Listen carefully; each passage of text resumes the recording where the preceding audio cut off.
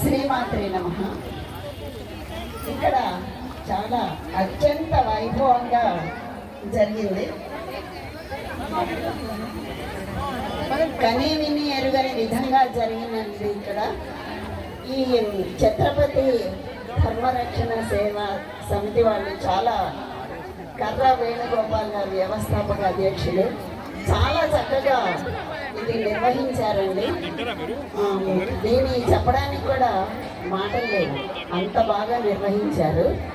ఇలాగే మీరు ఇలాంటి కార్యక్రమాలన్నీ చేస్తూ మన సనాతన ధర్మాన్ని పరిరక్షించాలి అని చెప్పి నేను కోరుకుంటున్నాను. ఇలాంటి కార్యక్రమాలన్నీ చేస్తూ ఒక కమ్యూనిటీ అని కాకుండా మొత్తము అందరినీ కూడా కలుపుకోవడం చాలా ముదావహం, చాలా బాగుందండి. దీనిలో కళ్యాణము అంటే శ్రీనివాసుడు పద్మావతి అలవేలుమంగ వీళ్ళకి కళ్యాణం కాదండి.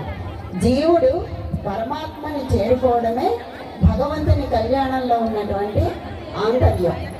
ప్రతి విషయాన్ని కూడా ఇక్కడ అర్చక స్వాములు ఒక్కొక్క ఘట్టాన్ని జరిపిస్తూ దాన్ని వివరించారు. దాని వెనకాల ఉన్నటువంటి ఆంతర్యం కూడా చాలా చక్కనైనటువంటిది. ఏదైనా పెళ్లి జరిగితే దేవుడి పెళ్లిలో మనకి ఏమేమైతే చూపించారో అవి కూడా మనకి కూడా జరగాలి అని చెప్పినటువంటి సందర్భం ఇది. అమ్మవారు అలిగి వెళ్ళిపోతుంది కదా, మొదట్లో చెప్పారు. అంటే భార్యాభర్తలు ఇద్దరు పోట్లాడుకోకూడదు, అలిగి వెళ్ళిపోతే ఎంత కథ జరిగిందో చూసారా, అంత కథ జరగకుండా ఉండండి. రెండోది, లోకాలు అల్లకల్లోలం అయిపోతాయి. ఆ అల్లకల్లోలం నుంచి మళ్ళీ రక్షించడానికి వాళ్ళిద్దరిని కలిపి వివాహం చేశారు. కానీ భార్యాభర్తలు విడిపోతే కుటుంబం అల్లకల్లోలం అయిపోతుంది.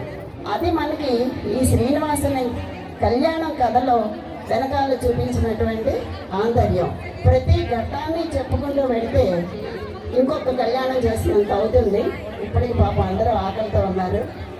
ఈ అవకాశాన్ని ఇచ్చినటువంటి ఈ వ్యవస్థాపక అధ్యక్షుల వారికి ధన్యవాదాలు తెలియజేసుకుంటూ, మీరు మరిన్ని కార్యక్రమాలు ఇదే విధంగా చేసి మన సనాతన ధర్మాన్ని రక్షించాలి అని చెప్పి, రెండోది ముందుకు తీసుకువెళ్ళాలి, అందరిలో ఆ భావన రేకెత్తించాలి అని కోరుకుంటున్నాను. ధన్యవాదాలు.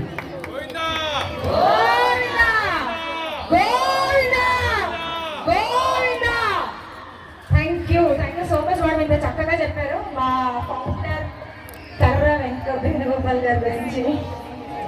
అదే ఈసారి సమయాన్ని మనం మన చేతిలో పెట్టుకోవాలని చెప్పాం.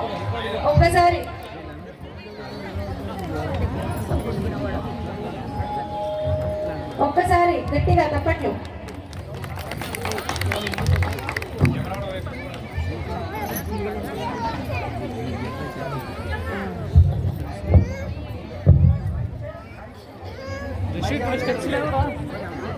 నా దగ్గర కావాలా?